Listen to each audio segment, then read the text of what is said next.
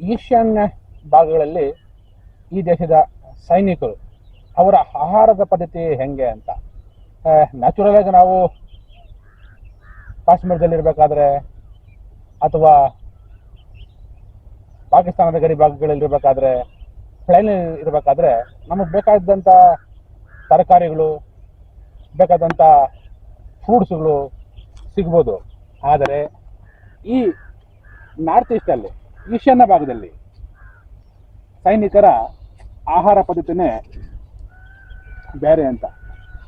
ನಾವು ನಲ್ಕಟ್ಟ ಬಾರ್ಡ್ರಲ್ಲಿ ಇರಬೇಕಾದ್ರೆ ನಮಗೆ ದವಸ ಧಾನ್ಯಗಳು, ತರಕಾರಿ, ಮೊಟ್ಟೆ, ಡ್ರೈ ಫಿಶ್ಶು ಇವೆಲ್ಲ ತ್ರಿಪುರಾದ ರಾಜಧಾನಿ ಅಗರ್ತಲಾದಿಂದ ಹೆಲಿಕಾಪ್ಟ್ರಲ್ಲಿ ಡ್ರಾಪ್ ಆಗ್ತಾ ಇದ್ವು. ತಿಂಗಳಿಗೊಂದ್ಸಾರಿ ಹೆಲಿಕಾಪ್ಟರ್ ಬರ್ತಾ ಇತ್ತು. ಪ್ರತಿ BOP ಬಾರ್ಡರ್ ಅಬ್ಸರ್ವೇಷನ್ ಪೋಸ್ಟಲ್ಲಿ ಪ್ರತಿ BOP ಅಲ್ಲಿ ಒಂದೊಂದು ಹೆಲಿಪ್ಯಾಡ್ ಇರ್ತಾ ಇತ್ತು.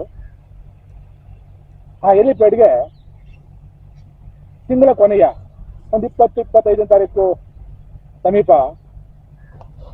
ರೇಷನ್ ಏರ್ ಡ್ರಾಪಿಂಗ್ ಆಗ್ತಾ ಇತ್ತು. ಆ ಏರ್ ಡ್ರಾಪಿಂಗ್ ಆಗ್ಬೇಕಾದ್ರೆ ಆಗ ಅಲ್ಲಿ ವೆದರು ಚೆನ್ನಾಗಿರ್ಬೇಕು. ಅಕಸ್ಮಾತ್ ಏನಾದರೂ ಮಂಜಿತ್ತು, ಮಳೆ ಇತ್ತು, ಮೋಡ ಇತ್ತು, ಗಾಳಿ ಇತ್ತು, ತುಫಾನ್ ಇತ್ತು ಅಂದ್ರೆ ವಾರಗಟ್ಟಲೆ ಏರ್ ಡ್ರಾಪಿಂಗ್ ಆಗ್ತಾ ಇರಲಿಲ್ಲ. ಅದಕ್ಕಾಗೆ 1 ತಿಂಗಳದ ರೇಷನ್ನ, ದವಸ ಧಾನ್ಯಗಳನ್ನ, ಆಹಾರ ಪದಾರ್ಥಗಳನ್ನ ಸ್ಟಾಕ್ ಇಟ್ಕೊಂಡ್ಬಿಡ್ತಾ ಇದ್ವಿ. ಅಲ್ಲಿ ಸ್ಟಾಕ್ ಇಡಕ್ಕೆ ಯಾವುದು ಕೋಲ್ಡ್ ರೂಮ್ ಇರ್ತಾ ಇರಲಿಲ್ಲ. ಹಂಗೆ ಒಂದು ರೂಮಲ್ಲಿ ಇಡ್ತಾ ಇದ್ವಿ. ಅದಕ್ಕೆ ಒಂದು ಸಣ್ಣ ಹುಳ ಬಿಡಕ್ಕೆ ಸ್ಟಾರ್ಟ್ ಆಗ್ಬಿಡ್ತಾ ಇತ್ತು. ಆ ಹುಳ ಬಿಡ್ತಾವಂತ ನಾವು ಅದನ್ನ ಬಿಸ್ಲಿಕ್ಕೆ ಹಾಕೋದು, ಮತ್ತೆ ಅದನ್ನ ಕ್ಲೀನ್ ಮಾಡೋದು, ಮತ್ತೆ ಒಳಗಿಡೋದು. ಕೆಲವು ಸಾರಿ ಹೆಲಿಕಾಪ್ಟರ್ ಬಂದಾಗ ಅದು ಕರೆಕ್ಟಾಗಿ ಲ್ಯಾಂಡ್ ಆಗದೆ ಮತ್ತೆ ವೆದರ್ ಏನಾದ್ರು ಚೇಂಜ್ ಆಗಿ ವಾಪಸ್ಸು ತ್ರಿಪುರಾದ ರಾಜಧಾನಿ ಅಗರ್ತಲಾಗೆ ಹೋಗಿರೋಂಥ ದಿನಗಳು ಇದ್ದಾವೆ. ಅದು ಬಿಟ್ಟು ಕೆಳಗೆ ಕುಂತ್ಕೊಂಡೆ ಒಂದಷ್ಟು ಮೇಲಿಂದನೇ ಅವರು ಡ್ರಾಪ್ ಮಾಡ್ತಾರೆ. ಒಂದಷ್ಟು ಹೊಡೆದೋಗ್ಬಿಡ್ತವೆ, ಕೆಲವು ಹೊಡೆದೋಗಲ್ಲ. ಅದೊಂದಷ್ಟು ನಮಗೆ ಲಾಸ್ ಆಗ್ಬಿಡುತ್ತೆ. ಅದನ್ನು ನಾವು ಆದ್ಕೊಂಡು ಕುಂತ್ಕೊಂಡ್ಬಿಡ್ತೀವಿ. ಇದು ಡ್ರೈ. ಮತ್ತೆ ಅಲ್ಲಿಗೆ ನಮಗೆ ತರಕಾರಿ ಫ್ರೆಶ್ ಏನು ಬರಬೇಕು ಅಂತ ಅಲ್ಲಿನ ಏನು ಆದಿವಾಸಿ ಬುಡಕಟ್ಟದ ಜನಾಂಗದವರು, ಅಲ್ಲಿನ ನಿವಾಸಿಗಳು, ಅಲ್ಲಿನ ಕಾಡು ಜನಗಳು ಏನು ಆಹಾರಗಳನ್ನ, ಗಿಡಮೂಲಿಕೆಗಳನ್ನ, ಅಲ್ಲಿನ ಸೊಪ್ಪುಗಳು, ಮತ್ತೆ ಈ ಬಿದಿರು ಬಂಬುನ ಬುಡದಲ್ಲಿ ಬರುವಂತ ಆ ಗಡ್ಡೆನ ಪಲ್ಯ ಮಾಡ್ಕೊಂಡು ತಿನ್ನೋದು, ಅವರ ಹತ್ರನೇ ನಾವು 20, 30, 50 ಕೊಟ್ಟು ಕೊಂಡ್ಕೊಂಡ್ಬಿಡ್ತಾ ಇದ್ವಿ. ನಾಗರಿಕರಿಗೆ, ನಿವಾಸಿಗಳಿಗೆ, ಮೂಲ ನಿವಾಸಿಗಳಿಗೆ ನಮ್ಮಿಂದ ಒಂದಷ್ಟು ಹಣಕಾಸಿನ ಸಹಾಯ ಆಗ್ತಾ ಇತ್ತು. ಅವರು ಅಲ್ಲಿ 2 ಬೆಟ್ಟಗಳ ಮಧ್ಯ ಬೆಳೆಯುವಂಥ ತರಕಾರಿಗಳಿಗೆ ನಾವು ದುಡ್ಡು ಕೊಟ್ಟು ಕೊಂಡ್ಕೊತಾ ಇದ್ವಿ. ಮತ್ತು ಅಲ್ಲಿನ ಜನ ಏನಾದರೂ ಸಿಟಿಗೆ ಹೋಗ್ಬೇಕು, ಟೌನ್ಗೆ ಹೋಗ್ಬೇಕು, ಸಂತೆಗಳಿಗೆ ಹೋಗ್ಬೇಕು, ಮಾರ್ಕೆಟ್ಗೆ ಹೋಗ್ಬೇಕಂದ್ರೆ ಇವತ್ತು ಹೊರಟ್ರೆ ಅವರು ಒಂದಿನ ಹೋಗೋರು, ಮತ್ತಿನ ಒಂದಿನ ಬರೋರು, ಒಂದಿನ ಅಲ್ಲಿ 3 ದಿನ ಒಟ್ಟು ವಾಪಸ್ ಬರ್ತಾ ಇದ್ರು. ಅಲ್ಲಿ ಹೆಚ್ಚು ಶಾಕಾಹಾರಿಗಳು ಇರಲಿಲ್ಲ. ಅಲ್ಲಿ ನಾನ್ ವೆಜ್ ಹೆಚ್ಚು, ಮಾಂಸಾಹಾರಿಗಳೇ ಹೆಚ್ಚು. ಅದರಲ್ಲೂ ಮೀನು ತಿನ್ನೋರು, ಒಣ ಮೀನು ತಿನ್ನೋರು, ಗಟ್ಟಿ ಮೀನು ತಿನ್ನೋರು, ಸಣ್ಣ ಮೀನು ತಿನ್ನೋರು ಅಲ್ಲಿನ ಆದಿವಾಸಿ ಬುಡಕಟ್ಟಿನ ಜನಗಳ ಊಟ. ನಾವು ಅವರಿಗೆ ಅಡ್ಜಸ್ಟ್ ಆಗ್ಬಿಡ್ತೀವಿ. ಅವರಿಗೆ ಕರೆಂಟ್ ಒಲೆಗಳಾಗಲಿ, ಗ್ಯಾಸ್ ಆಗಲಿ ಇರೋದಿಲ್ಲ, ಕಟ್ಟಿಗೆಯಲ್ಲಿ ಮಾಡ್ತಾರೆ. ನೀವೆಲ್ಲ ಒಂದು ಸಾರಿ ಹೋಗಿ ನೋಡಬೇಕು. ನೀವು ಟಿವಿಗಳಲ್ಲಿ, ಫಿಲಮ್ಗಳಲ್ಲಿ ನೋಡಿರ್ಬೋದು. ನಾವು ಅವ್ರನ್ನ ಹತ್ತಿರದಿಂದ ಅವ್ರ ಊರಿಗೆ ಹೋಗಿ, ಅವ್ರ ಮನೇಲಿ ಹೋಗಿ ನಾವು ಅದನ್ನ ನೋಡ್ತೀವಿ. ಹೆಂಗೆ ಮಾಡ್ತಾರಂದ್ರೆ, ಬೊಂಬು ಅದನ್ನ ಒಳಗಡೆ ಬಾಳೆಹಣ್ಣಿನ ಎಲೆ ಮೇಲೆ ತರಕಾರಿ ಇಡ್ತಾರೆ, ಅಕ್ಕಿ ಇಡ್ತಾರೆ, ಮೀನು ಇಡ್ತಾರೆ. ಅದನ್ನ ಸುತ್ತಿ ಆ ಬೊಂಬು ಒಳಗಡೆ ಹಾಕ್ತಾರೆ. ಅದನ್ನ ಬೆಂಕಿಯಲ್ಲಿ ಇಟ್ಟು ಅದನ್ನ ತಿರುಗಿಸ್ತಾ ಇರ್ತಾರೆ. ತಿರುಗಿಸಿ ಆ ಮ್ಯಾಲಿಂದು ಬೊಂಬು ಇದೆಲ್ಲ ಅದು ಕಪ್ಪಾಗಿ ಮತ್ತೇನು ಹುರಿದು ಇನ್ನೇನು ಬೆಂಕಿ ಹತ್ಕೊಂಡು ಉರಿತದೆ ಅಂದಾಗ ಅವಾಗ ಗೊತ್ತಾಗುತ್ತೆ ನಮ್ಮ ಅಡುಗೆ ಒಳಗಡೆ ಆಗಿದೆ ಅಂತ. ಅದನ್ನ ತಗೊಂಡು ಆ ಬಾಳೆಹಣ್ಣು ನಿಧಾನ ಎಳೆದು ಓಪನ್ ಮಾಡಿದ್ರೆ ಅವರ ಊಟ ರೆಡಿ ಆಗುತ್ತದೆ. ನಮ್ಮ ಕ್ಯಾಂಪಲ್ಲಿ ಅದೇ ಥರನೇ ನಮಗೂ ಗ್ಯಾಸ್ ಇರ್ತಾ ಇರಲಿಲ್ಲ, ಕರೆಂಟ್ ಇರ್ತಾ ಇರಲಿಲ್ಲ. ರಾತ್ರಿ ದೀಪ ಹಚ್ಚಬೇಕಾಗಿತ್ತು. ಅದೇ ಏರ್ ಡ್ರಾಪಿಂಗಲ್ಲಿ ನಾವು ರಾತ್ರಿ ಕೆರಸಿನ್ ಈ ಸೀಮೆಣ್ಣೆ ಅಂತಾರಲ್ಲ ಅದನ್ನ ತರಿಸ್ಕೊಂಡು ದೀಪಗಳು ಹಚ್ಕೊಂಡು ರಾತ್ರಿ ನಾವು ಅಲ್ಲಿ ಜೀವನ ಮಾಡ್ತಾ ಇದ್ವಿ. ಜೊತೆಗೆ ನಮ್ಮ ಲಂಗರಲ್ಲಿ ನಮ್ಮ ಅಡುಗೆ ಮನೆಯಲ್ಲಿ ಸೌದೆಗಳಿದೆ, ನಮಗೆ ಬೆಂಕಿ. ಅಲ್ಲಿನ ಊಟ ಚಪಾತಿ, ಅನ್ನ, ದಾಲು, ಸಬ್ಜಿಗೆ ಹೀಗೆ ಹೇಳ್ದಂಗೆ ಇದೇ ಗತಿ ನಮಗೆ. ಅಲ್ಲಿನ ಆದಿವಾಸಿ ಬುಡಕಟ್ಟದ ಜನಾಂಗದ ಹತ್ರ ನಾವು ಕೊಂಡ್ಕೊತಾ ಇದ್ವಿ. ಅವ್ರಿಗೂ ಇಲ್ದಿದ್ರೆ ನಮಗೂ ಇರ್ತಾ ಇರಲಿಲ್ಲ. ಅಷ್ಟು ನಾವು ಏರ್ ಡ್ರಾಪ್ ಮಾಡ್ಕೊಂಡು ಆಗ್ತಾ ಇರಲಿಲ್ಲ. ಒಂದೊಂದು ಸಾರಿ ಏರ್ ಡ್ರಾಪು ಹಾಕ್ದಿರ ಕೊನೆಗೆ ನಮ್ಮ ಹತ್ರ ಇರೋಂಥ ಆಹಾರ ಪದಾರ್ಥಗಳು ಇನ್ನೇನು ಮುಗ್ದೈತಲ್ಲಪ್ಪ ಅಂದಾಗ ಕೆಳಗಿಂದ ನಡ್ಕೊಂಡು ತಲೆ ಮೇಲೆ ಇಟ್ಕೊಂಡು ಎಗಲ್ಗೆ ಹಾಕ್ಕೊಂಡು ಸಾಗಾಣಿಕೆ ಮಾಡಿಸ್ಕೊಂಡು ತಿಂದು ಬದುಕಿರುವಂಥ ಎಷ್ಟೋ ದಿನಗಳು ನನಗೆ ಈಗಲೂ ನನ್ನ ಕಣ್ಣು ಮುಂದೆ ಬರ್ತಾ ಇದ್ದಾವೆ. ಈ ಹೆಲಿಕಾಪ್ಟ್ರು ಬಂದಾಗ ಅಲ್ಲಿ ನಮಗೆ ಏನೇನು ಬೇಕು ಅಂತ ಮುಂಚೆನೆ ಒಂದಿಷ್ಟು ಮಾಡ್ತಾ ಇತ್ತು. ಒಂದು 8-10 ದಿನ ಮುಂಚೆನೆ ಇಡೀ ನಮ್ಮ ಕ್ಯಾಂಪಲ್ಲಿ ನಮ್ಮ ಸೀನಿಯರ್ಗಳು ಒಬ್ಬೊಬ್ಬರಿಗೆ ನಿನಗೇನಾದರೂ ವಾಂಟ್ ಇದೆಯಾ ಅಂತ ಕೇಳ್ತಾ ಇದ್ರು. ಕೆಲವರು ಬೀಡಿ, ಕೆಲವು ಸಿಗರೇಟು, ಬೆಂಕಿಪಟ್ಟಣ, ಏನಾದರೂ ಔಷಧಿಗಳು, blade, toothpaste, brush, powder, snow, ಕಾಚ, ಇಂಥ ಪದಾರ್ಥಗಳನ್ನ ನಾವು ಡಿಮಾಂಡ್ ಕೊಡ್ತಾ ಇದ್ವಿ. ವೈರ್ಲೆಸ್ ಮುಖಾಂತರ ಎಡ್ಕೋಟ್ಗೆ ಹೋಗ್ತಾ ಇತ್ತು, ಎಡ್ಕೋಟ್ರಿಂದ ಅಗರ್ತಲಾಗಿ ಹೋಗ್ತಾ ಇತ್ತು. ಅಗರ್ತಲ ಏರ್ಪೋರ್ಟ್ ಅಲ್ಲಿ ನಮ್ದೊಂದು ಟೀಮ್ ಇರ್ತಾ ಇತ್ತು. ಆ ಟೀಮ್ ಅದನ್ನ ಖರೀದಿ ಮಾಡ್ತಾ ಇದ್ರು. ಅದನ್ನ ಖರೀದಿ ಮಾಡ್ಕೊಂಡು ಪ್ಯಾಕ್ ಮಾಡ್ತಾ ಇದ್ರು. ಆ ಪ್ಯಾಕು ನಮ್ಮದು ಏನ್ BOP ಇತ್ತಲ್ಲ ಆ BOP ಡ್ರಾಪ್ ಆಗ್ತಾ ಇತ್ತು. ಅಲ್ಲಿ ಬಂದಾಗ ಒಬ್ಬೊಬ್ರದ್ದು ಎಷ್ಟು ಬಿಲ್ ಇತ್ತೆ ಆ ಬಿಲ್ ನಾವು ಪೇಡ್ ಮಾಡ್ತಾ ಇದ್ವಿ. ಅಂದ್ರೆ ನಾನು ನಿಮಗೆ ಹೆಂಗ್ ಕಲಿಸ್ತೀನಿ ಅಂದ್ರೆ, ಈ ದೇಶದ ಈ ಸೈನಿಕರು ಈಶಾನ್ಯ ಗಡಿ ಭಾಗಗಳಲ್ಲಿ, ಬಾಂಗ್ಲಾದೇಶದ ಗಡಿಗಳಲ್ಲಿ ಯಾವ ತರ ಅವರಿಗೆ ದಿನನಿತ್ಯ ಬೇಕಾದಂಥ ಸಾಮಗ್ರಿಗಳನ್ನ ಒದಗಿಸ್ಕೊಂತಾರೆ. ಮತ್ತೆ ಅಲ್ಲಿನ ಊಟದ ವ್ಯವಸ್ಥೆ ಇವ್ರಿಗೆ ಏನಿರುತ್ತೆ.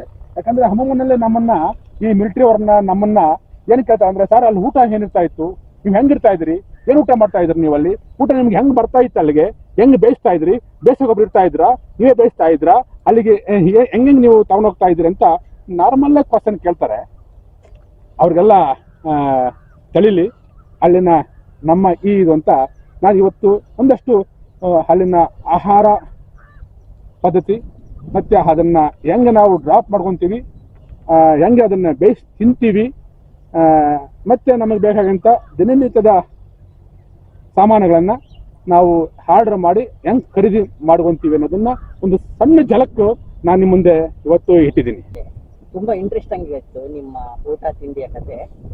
ನನಗೆ ಒಂದು ಪ್ರಶ್ನೆ ಕಾಡ್ತಾ ಇದೆ ಈಗ, ಏನು ಅಂದ್ರೆ, ನಾವೆಲ್ಲ ಇಲ್ಲಿನವರು, ಈ ಕರ್ನಾಟಕದ ಮಂಡ್ಯ, ಹಳೆ ಮೈಸೂರು ಭಾಗದವರು, ಬೆಂಗಳೂರು ಭಾಗದವರು, ನಮ್ಗೆ ನೀವೇನೇ ಪಂಚಪಕ್ಷ ಪರಮಾನ್ನ ತಂದ್ಕೊಟ್ರು ರಾಗಿ ಮುದ್ದೆ ತಿಂದ ಖುಷಿ ಯಾವುದು ಸಿಗೋದಿಲ್ಲ. ನೀವು ಕೇಳಿ ಹಳ್ಳಿನವರು ರಾಗಿ ಮುದ್ದೆ ತಿನ್ಕೊಂಡು ಅನ್ನ ತಿನ್ಕೊಂಡು ಇಲ್ಲಿನ ಒಂದು ಊಟ ತಿಂಡಿಯನ್ನ ತಿನ್ಕೊಂಡು ಇದ್ರ ಜೊತೆ ಬೆಳೆದಿದ್ದರು ಈ ಸಂಸ್ಕೃತಿಯಲ್ಲಿ.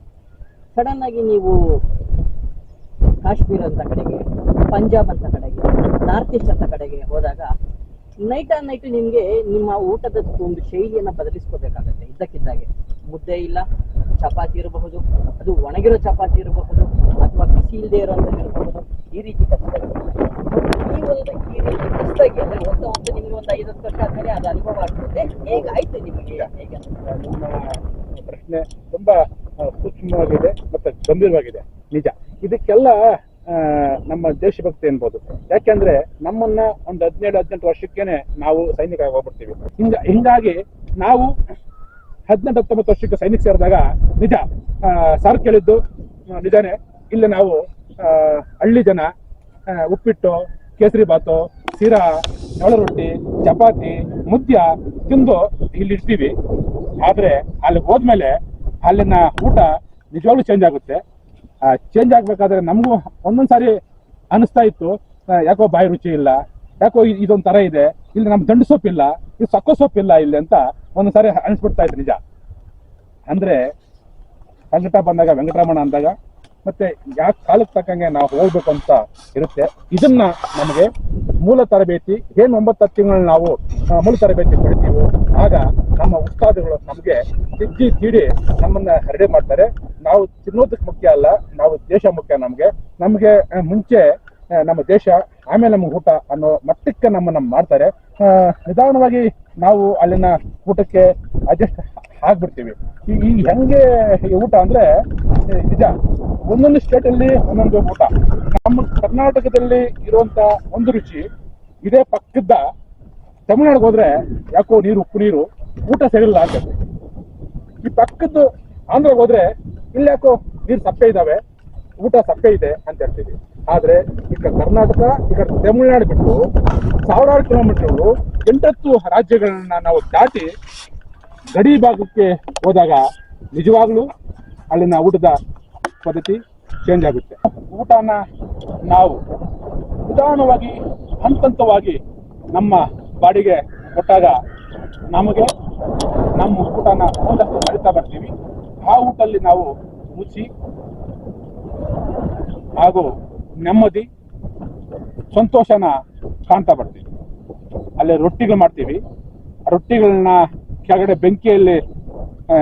ಬೆಂಕಿ ಹಾಕಿ ಮೇಲೆ ತವ ಹಾಕಿ ಮೇಲ್ಗಡೆ ಸುಕ್ಕ ರೊಟ್ಟಿ ಎಸಿದ್ದಾರೆ, ಯಾವುದು ಆಯಿಲ್ ಹಾಕಲ್ಲ. ಆ ರೊಟ್ಟಿನ ತಗೊಂಡು ಕೆಳಗಡೆ ಬೆಂಕಿ ಕೆಂಡಗಳ ಮೇಲೆ ಹಾಕ್ತಾರೆ. ಆ ಕೆಂಡಗಳ ಮೇಲೆ ಹಾಕಿದಾಗ ಅದು ಉಬ್ಬಿದಾಗ ತೆಗೆದು ಸೈಡ್ಗೆ ಹಾಕ್ತಾರೆ, ಅದು ರೊಟ್ಟಿ ಆಗುತ್ತೆ. ಅದಕ್ಕೆ ತರಕಾರಿ ಏನ್ ಕರ್ನಾಟಕದಲ್ಲಿ ಸಿಗುತ್ತೋ, ನಮ್ಗೆ ಏನ್ ನಾರ್ತಲ್ಲಿ ಸಿಗುತ್ತೋ ಎಲ್ಲ ತರಕಾರಿಗಳನ್ನು ಎಲ್ಲ ಗಡಿಯಲ್ಲೂ ನಮ್ಗೆ ಸಿಗ್ತಾವೆ ನಿಜ.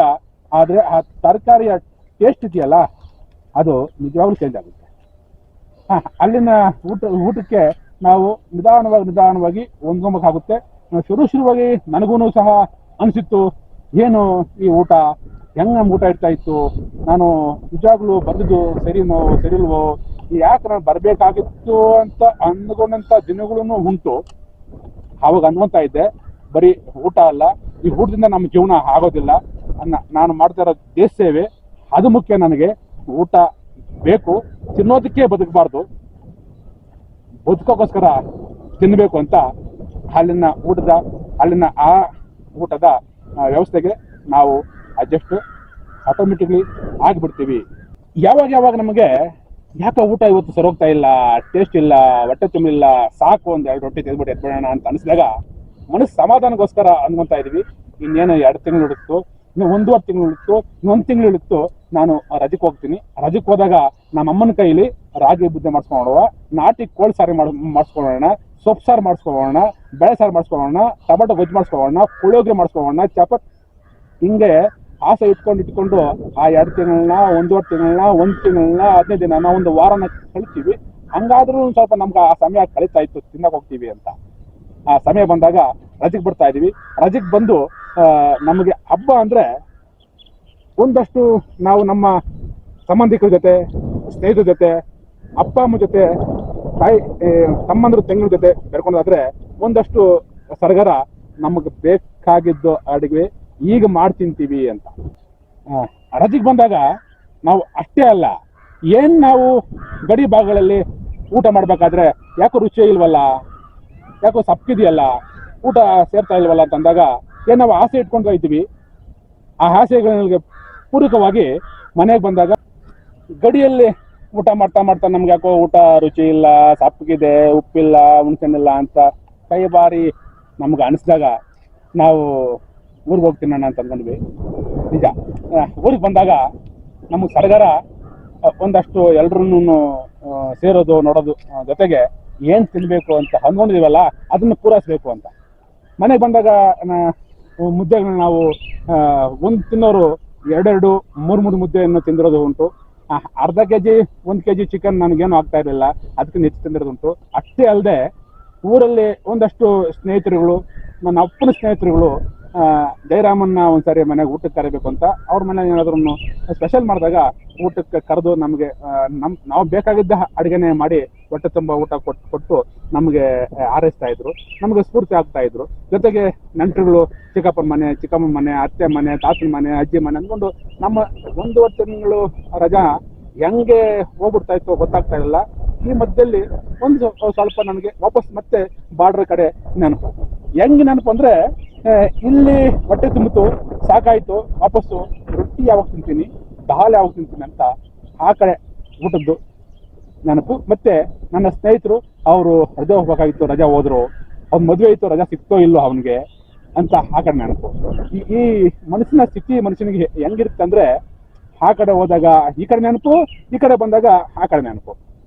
ಈ 2 ನೆನಪಿನ ಮಧ್ಯ ನಮ್ಮ ಜೀವನ ಕಳೀತಾ ಇರ್ತೀವಿ, ಜೊತೆಗೆ ದೇಶ ಸೇವೆ ಮಾಡ್ತಾ ಗಡಿಯಲ್ಲಿ ನಿಂತಿರ್ತೀವಿ ಅಂತ. Correct sir. ಇರುವುದೆಲ್ಲವ ಬಿಟ್ಟು ಇರೋದರೆಡೆಗೆ ತುಡಿಯುವುದೇ ಜೀವನ ಅನ್ನೋದನ್ನ ಕರೆಕ್ಟ್ ಆಗಿ ತುಂಬಾ ಲೈವ್ಲಿ ಆಗಿರ್ತಕ್ಕಂಥ ಎಕ್ಸಾಂಪಲ್ ಜೊತೆ ಹೇಳಿದಿರ. ಇದು ಜೈರಾಮ್ ಅವರ ಸ್ಟೋರಿ ಅಲ್ಲ, ಎಲ್ಲಾ ಸೈನಿಕರ ಸ್ಟೋರಿನು. ಯಾಕಂದ್ರೆ ಇದು ಒಬ್ರಲ್ಲ, ಜೈರಾಮ್ ಅನ್ನೋದು ಇದರಲ್ಲಿ ಒಂದು ಸಿಂಬಲ್ ಅಷ್ಟೇ, ಇದೊಂದು ಐಕಾನು. ಎಲ್ಲರ ಪ್ರತಿನಿಧಿಯಾಗಿ ಇವತ್ತು ಅವ್ರು ಮಾತಾಡ್ತಾ ಇದ್ದಾರೆ. ಖಂಡಿತ, ಯಾಕಂದ್ರೆ ಇದನ್ನೆಲ್ಲ ಬಿಟ್ಟು ಎಷ್ಟೋ ಜನ 100,000 ಕಿಲೋಮೀಟರ್, ನಮ್ಗೊಂದು 10 ದಿವಸ ಯಾವ್ದಾದ್ರು ಒಂದು ಊರಿಗೆ ಹೋಗ್ಬಿಟ್ರೆ ಯಾವಾಗ ಹೋಗ್ತೀನೋ, ಯಾಕೆ ಊಟ ಸೆಟ್ ಆಗ್ತಾ ಇಲ್ಲ, ತಿಂಡಿ ಸೆಟ್ ಆಗ್ತಾ ಇಲ್ಲ, ಇಲ್ಲಿ ವೆದರ್ ಸೆಟ್ ಆಗ್ತಿಲ್ಲ, ಮಳೆ ಚಳಿ ಗಾಳಿ ಅದು ಇದು ಅಂತ. ಕೊರೋನಾ ಟೈಮಲ್ಲಿ ಒಂದು ದಿವಸ ಮನೆಯಲ್ಲಿರಿ ಅಂದ್ರೇನೆ ಅದಕ್ಕೆ 1500 ಕಾರಣಗಳನ್ನ ಕೊಟ್ಟು ಆಚೆ ಬರ್ತಾ ಇದೀವಿ ನಾವು. ಅಂಥದ್ದು ಏನೂ ಇಲ್ದಿರ್ತಕ್ಕಂಥ ಯಾವುದೋ ಒಂದು ಬೆಂಗಾಡಲ್ಲೋ ಕಾಡಿನಲ್ಲೋ ಯಾವುದೋ ಬೆಟ್ಟದ ಮೇಲೋ ಯಾರು ಮನುಷ್ಯರ ಜೊತೆ ಏನು ಸಂಬಂಧ ಇಲ್ಲದೆ ಇರತಕ್ಕಂಥ ಆ ಸಂದರ್ಭದಲ್ಲಿ ಊರಿನ ನೆನಪಾಗೋದು, ಊರಿಗೆ ಬಂದಾಗ ಅಯ್ಯೋ ಇದನ್ನೆಲ್ಲ ನಾನು ಕಳ್ಕೊಳ್ತಾ ಇದ್ದೀನಲ್ಲ ಅನ್ನೋದು, ಇದು ಖಂಡಿತ ಒಬ್ಬ ಸೈನಿಕ ಬಿಟ್ಟು ಪ್ರಪಂಚದಲ್ಲಿ ಇನ್ನ ಯಾವ ವ್ಯಕ್ತಿನೂ ಇದು ಅನುಭವಿಸಕ್ ಸಾಧ್ಯ ಇಲ್ಲ. ಸೊ ಇಂಥ ಒಂದು ಅನುಭವನ ನೀವು ಕಟ್ಕೊಟ್ಟಿದ್ದೀರಾ. ಸೊ ನಿಮ್ಗೆ ಇದಕ್ಕೆ ಥ್ಯಾಂಕ್ಸ್. ಧನ್ಯವಾದ ಸರ್. ನಿಮಗೂ ಸಹ ಧನ್ಯವಾದ ಹೇಳ್ತೀನಿ. ಯಾಕೆಂದ್ರೆ ನಾವು ಮಾಡಿದ ಆ ಸೇವೆ, ಆ ಜಾಗಗಳು, ಆ ಕಷ್ಟಗಳು, ಆ ಸುಖಗಳು, ಆ ಸಂತೋಷಗಳನ್ನ ನಾವು ಮರಿತಾ ಇದ್ದೀವೇನೋ ಅಂದಾಗ ನೀವು ನಮ್ಮ ಮುಂದೆ ಪ್ರಶಸ್ತವಾಗಿ ವಾಪಸ್ ನಮಗೆ ಅದನ್ನ ನೆನಪು ಮಾಡಿ ನಮ್ಮನ್ನ ವಾಪಸ್ಸು 18, 19, 20 ವರ್ಷ ಹುಡುಗನಾಗಿ ಮಾಡಿ ಕೈಗೊಂದು ಗನ್ ಕೊಟ್ಟು ತಗೊಂಡೋಗಿ ಮತ್ತೆ ವಾಪಸ್ ಬಾರ್ಡರ್ ನಿಲ್ಲಿಸಿ ಅಲ್ಲಿನ ನೆನಸುಗಳನ್ನ ನೀವು ನೆನಪು ಮಾಡಂಗ್ ಮಾಡಿದ್ರಲ್ಲ, ನನಗೂ ಯಾಕೋ ಒಂಥರ ಇವತ್ತು ರೋಮಾಂಚನ ಆಗ್ತಾ ಇದೆ. ಎಂತಹ ಒಂದು ಸಮಯನ ನಾನು ಸುಮಾರು 10-15 ವರ್ಷ 20 ವರ್ಷ ಹಿಂದೆ ಏನ್ ನಾನು ಇದ್ದೆ ಅದನ್ನ ನನ್ನ ಕಣ್ಮುಂದೆ ಬರಂಗೆ ನ್ಯಾಚುರಲ್ ಆಗಿ ನಾನು ಅಲ್ಲಿದ್ದಂಗೆ ಹೆಂಗಿದ್ದೆ ಏನಿದ್ದೆ ಅಂತ ಒಳಗಿನ ಮಾತನ್ನ ಹೊರಗಾಕಂಗೆ ನೀವು ಮಾಡಿದ್ರಲ್ಲ, ಅದು ನಿಮ್ಮ ಚಾಣಕತನನೋ ಅಥವಾ ಈ ದೇಶಾಭಿಮಾನನೋ ಅಥವಾ ಈ ದೇಶದ ಸೈನಿಕರ ಮೇಲೆ ಇರುವಂತ ಅಪಾರವಂತ ಗೌರವ ಅಭಿಮಾನನೋ. ಬಟ್ ನಾನಂತೂ ನಿಮ್ಮಿಂದ ಇವತ್ತು ನನ್ನ 20 ವರ್ಷದ ಹಿಂದಿನ ಒಂದಷ್ಟು ಮಾತುಗಳಿಗೆ ನಾನು ಮೆಲುಕಾಗಿದ್ದಕ್ಕೂ ನಿಜ ಸರ್. ನಿಮ್ಮ ಕಾಶ್ಮೀರದ ಡ್ಯೂಟಿ ಆದ್ಮೇಲೆ ನೀವು ಪಾಕಿಸ್ತಾನದ ಬಾರ್ಡರ್ ಅಂದ್ರೆ ನಮ್ಮ ರಾಜಸ್ಥಾನದ ಬಾಡ್ಮೀರ್ಗೆ ಹೋದ್ರಿ ಅಂತ ಹೇಳಿದ್ರೆ, ಅದರ ಅನುಭವಗಳನ್ನ ಕೂಡ ನಮ್ಮ ಹತ್ರ ಹಂಚ್ಕೋತೀನಿ ಅಂತ ಹೇಳಿದ್ರಿ.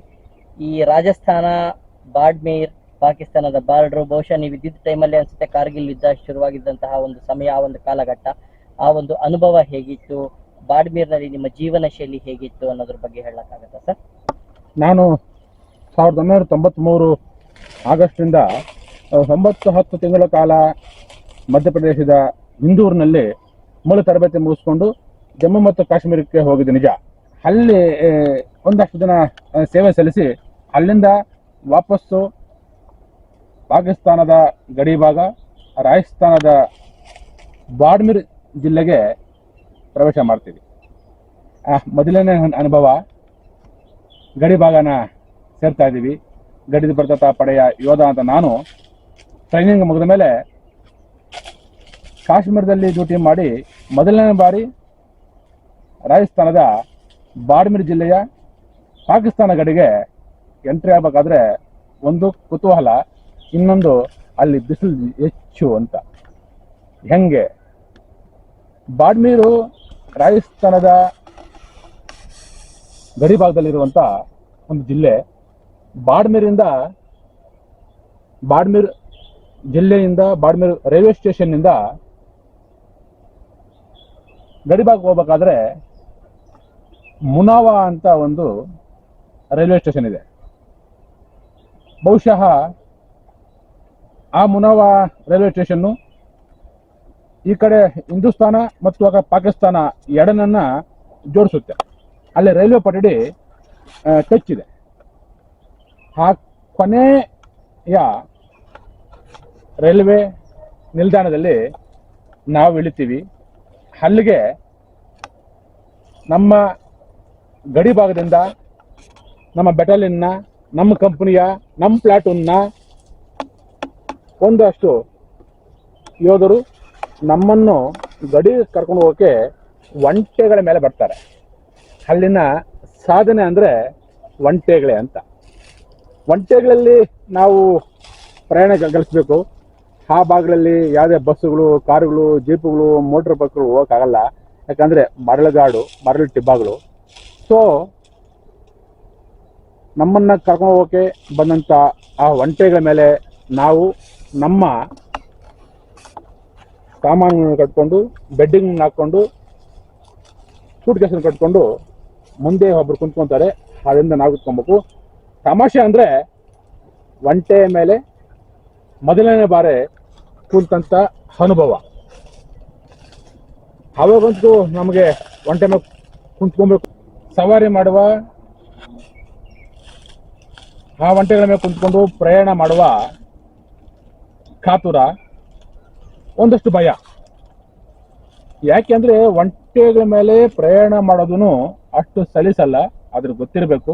ಅಕಸ್ಮಾತ್ ಗೊತ್ತಿಲ್ಲದ ಹೋದ್ರೆ ನಮ್ಮ ಕೆಳಭಾಗ ಕೆಂಪಾಗಿ ಗಾಯ ಆಗ್ಬಿಡ್ತವೆ. ಅದ್ರ ಮೇಲೆ ಕಂಬಳಿ, ಗದ್ದ, ಸ್ಪಂಜ್ ಹಾಕಿರ್ತಾರೆ ನಿಜ. ಆದರೆ ಆ ಒಂಟೆ ಯಾವ ಥರ ಮೂಮೆಂಟ್ ಆಗುತ್ತೋ ಆ ಥರ ನಮ್ಮ ಬಾಡಿಯನ್ನು ನಾವು ಶೇಕ್ ಮಾಡಬೇಕು.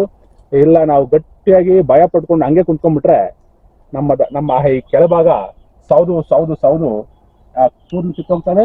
ಮತ್ತೆ ಕೆಂಪಾಗಿ ಈ ಇವರು ಕೆಂಪಾಗುತ್ತಲ್ಲ, ಆ ಥರ ಕೆಂಪಾಗ್ಬಿಡ್ತವೆ. ಸೊ ನಾನು ಅವತ್ತು ಅಲ್ಲಿಂದ ಬಾರ್ಡರ್ ಕಡೆ ಹೊರಟೆ. ಒಂದೇ ದಿನಕ್ಕೆ ಅಲ್ಲಿ ಅಷ್ಟು ದೂರದ ಒಂದು ಪ್ರಯಾಣ ಮಾಡೋಕ್ಕಾಗಲ್ಲ. ಮಧ್ಯದಲ್ಲಿ ಯಾವುದೋ ಒಂದು ಹಳ್ಳಿ, ಆ ಹಳ್ಳಿಯಲ್ಲಿ ಅವತ್ತು ಹಾಲ್ಟ್ ಮಾಡ್ತೀವಿ. ಅಲ್ಲಿಂದ ಬೆಳಗ್ಗೆ ಎದ್ದೇಳ್ತೀವಿ, ಮತ್ತು ಬಾರ್ಡರ್ ಕಡೆ ಹೋಗ್ತೀವಿ. ಬಾರ್ಡ್ರಲ್ಲಿ ಹೋದಾಗ ಅಲ್ಲಿನ ಒಂದಷ್ಟು ಅನುಭವಗಳನ್ನ ನಿಮ್ಮ ಮುಂದೆ ಈಗ ಹಂಚ್ಕೊತೀನಿ. ಯಾಕಂದರೆ 1996ರಲ್ಲಿ ಪಾಕಿಸ್ತಾನ ಗಡಿಯಲ್ಲಿ ಪಾಕಿಸ್ತಾನಕ್ಕೆ ಮತ್ತು ನಮ್ಮ ದೇಶಕ್ಕೆ ಯಾವುದೇ ಫೆನ್ಸಿಂಗ್ ಇರಲಿಲ್ಲ. ಆ ಫೆನ್ಸಿಂಗ್ ಇರಲಿಲ್ಲ ಜಾಗದಲ್ಲಿ ನಾವು ಡ್ಯೂಟಿ ಮಾಡೋದು ತುಂಬ ಕಷ್ಟ ಆಗ್ಬಿಡುತ್ತೆ. ಯಾಕಂದರೆ ಅಲ್ಲಿ ಯಾವುದೋ ಮರಗಿಡ ಇರೋದಿಲ್ಲ.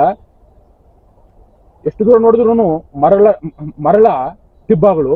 ಆ ಮರಳ ಟಿಬ್ಬಗಳು ಇವತ್ತು ಇಲ್ಲಿರ್ತವೆ, ನಾಳೆ ಅಲ್ಲಿರ್ತವೆ. ಯಾಕಂದ್ರೆ ಗಾಳಿ ಬಂದಂಗೆ ಬೆಳಗ್ಗೆ ನೋಡಿದ್ರೆ ಆ ಟಿಬ್ಬ ಕಳಿರ್ತವೆ. ಯಾಕಂದ್ರೆ ಪಾಕಿಸ್ತಾನ ನಾವು ಪಾಕಿಸ್ತಾನ ಒಳಗೋಗ್ಬಿಟ್ಟಿದ್ದೀವೋ ಇಲ್ಲ ಹಿಂದೂಸ್ತಾನ ಒಳಗಿದ್ದೀವೋ ಅಂತ ನಾವು ಅಲ್ಲಿ ಕಂಡಿಡೋದೇ ನಮ್ಗೆ ಕಷ್ಟ ಆಗ್ಬಿಡುತ್ತೆ. BP ಬಾರ್ಡರ್ ಪಿಲ್ಲರು ನಮ್ಗೇನು ಒಂದು ಹೆಜ್ಜೆಗೆ ಒಂದೊಂದು ಇರೋದಿಲ್ಲ. ಅವು ಇಲ್ಲೊಂದಿದ್ರೆ 300 ಮೀಟರ್ 400 ಮೀಟರ್ ಇನ್ನೊಂದಿರ್ತದೆ. ಹಂಗಾಗಿ ಅದು ನಮ್ಮ ಕಣ್ಣಿಗೆ ಕಾಣಲಿಲ್ಲ. ನಾವು ಎಲ್ಲಿ ಒಳಗೋಗ್ಬಿಟ್ಟಿದ್ದೀವಿ, ಎಲ್ಲಿ ಹಿಂದೆ ಇದ್ದೀವಿ ಅಂತ ನಾವು ಅದನ್ನ ಕಂಡಿಡೋದೇ ಸ್ವಲ್ಪ ಕಷ್ಟ ಆಗ್ಬಿಡ್ತಾ ಇತ್ತು. ಸಂತೋಷ ಅಂದ್ರೆ ಮತ್ತೆ ನನಗೆ ಹೆಮ್ಮೆ ಅಂದ್ರೆ ನಮ್ಮ ಸಮಯದಲ್ಲೇ ನಮ್ಮ ಕೈಯಿಂದನೇ ಒಂದಷ್ಟು ಟೆಂಪರವರಿ ಫೆನ್ಸಿಂಗ್ ಅನ್ನು ನಾವು ಮಾಡಿದ್ವಿ. ಬೆಳಗ್ಗೆ ಎದ್ದೋಗ್ತಾ ಇದ್ವಿ, ಅಲ್ಲಿ ಫೆನ್ಸಿಂಗ್ ಬಂದಿತ್ತು. ಅದನ್ನ ಪಿಕೆಟ್ ಹೊಡೆದು ನಮ್ಮ ಕೈಯಿಂದನೇ ನಾವು ಫೆನ್ಸಿಂಗ್ ಸುತ್ತಾ ಇದ್ವಿ. ಎಷ್ಟೋ ಸಾರಿ ಕೈಯೆಲ್ಲ ಗಾಯಗಳಾಗಿ ರಕ್ತ ಬರ್ತಾ ಇತ್ತು. ಅನ್ಕೊಂತಾ ಇದ್ದೆ ದೇಶಕ್ಕೋಸ್ಕರ ಇಲ್ಲಿ ಈ ರಕ್ತ ಒಂದಷ್ಟು ಹೋದ್ರೆ ಏನೂ ಆಗಲ್ಲ ಅಂತ. ನನಗೂ ಅವಾಗ ಯೌವನ ಇತ್ತು. ಸುಮಾರು 22 ವರ್ಷ 23 ವರ್ಷ ಯುವಕ ನಾನು. ಸೊ ನನಗೇನು ಅನಿಸ್ತಾ ಇರಲಿಲ್ಲ. ಆಗ ನಾವುಗಳು ಡ್ಯೂಟಿ ಮಾಡೋದು ರಾತ್ರಿ ಡ್ಯೂಟಿ ಮತ್ತೆ ಬೆಳಗ್ಗೆ ಡ್ಯೂಟಿ. ರಾತ್ರಿ ನಾಕ ಮಾಡ್ತೀವಿ, ಬೆಳಗ್ಗೆ OP ಮಾಡ್ತೀವಿ. OP ಅಂದ್ರೆ ಅಬ್ಸರ್ವೇಷನ್ ಪೋಸ್ಟ್. ಈ ನಮಗೆ ಪಾಕಿಸ್ತಾನದ ಬಂಕರ್ಗಳು, ಪಾಕಿಸ್ತಾನಿಯರ ಯೋಧರ ಬಂಕರ್ಗಳು, ನಾವು ದೊಡ್ಡ ಟಿಬ್ಬಗಳು OP ಟವರ್ ಇರ್ತಾ ಇತ್ತು. ಆ OP ಟವರ್ ಮೇಲೆ ಹತ್ತಿ ನಾವು ಬೆನಕೋಲರ್ ಹಾಕೊಂಡು ನೋಡ್ತಾ ಇದ್ವಿ.